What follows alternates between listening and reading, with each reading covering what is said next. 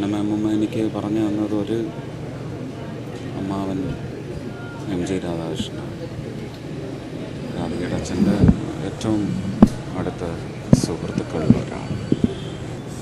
പുതു മുഖങ്ങളുടെ ഒരു പ്രവേശം എന്ന് പറയുന്നതിൻ്റെ ഭാഗമായിട്ട് സംഗീതത്തിനും സിനിമയിലൊരു പുതിയ മുഖം ലഭിച്ചു.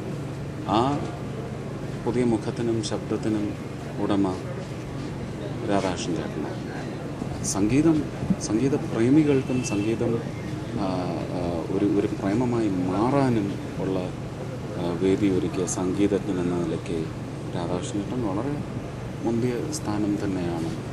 പക്ഷേ ഞാനും ചിത്രയെ പോലെ തന്നെ സംശയിക്കുന്നു, രാധാകൃഷ്ണൻ ചേട്ടന് കിട്ടേണ്ട ബഹുമതികളും അല്ലെങ്കിൽ അംഗീകാരങ്ങളും എല്ലാം തന്നെ അദ്ദേഹത്തെ തേടിയെത്തിയത്. ഒരു കുടുംബം പോലെ കഴിഞ്ഞാണ് രാധാകൃഷ്ണൻ.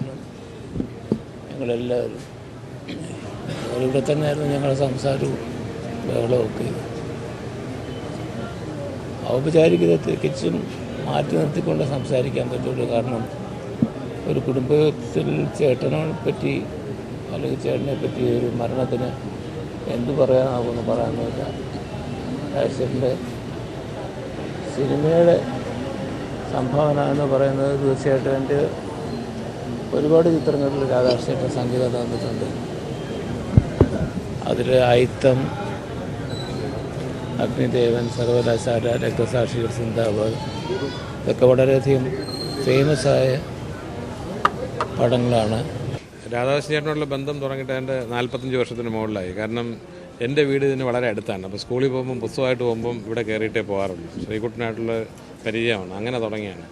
അന്ന് നമ്മളെല്ലാം ഞങ്ങളുടെ ഗ്രൂപ്പെല്ലാം ലളിതാ ഗാനത്തിൻ്റെ ആരാധകരായിരുന്നു. സിനിമാ ഗാനങ്ങളെക്കാളും അല്ലെങ്കിൽ അത്രത്തോളം തന്നെ പ്രശസ്തി ലളിതാ ഗാനങ്ങളെ കൊണ്ടെത്തിച്ചത് രാധാകൃഷ്ണൻ ചേട്ടനായിരുന്നു.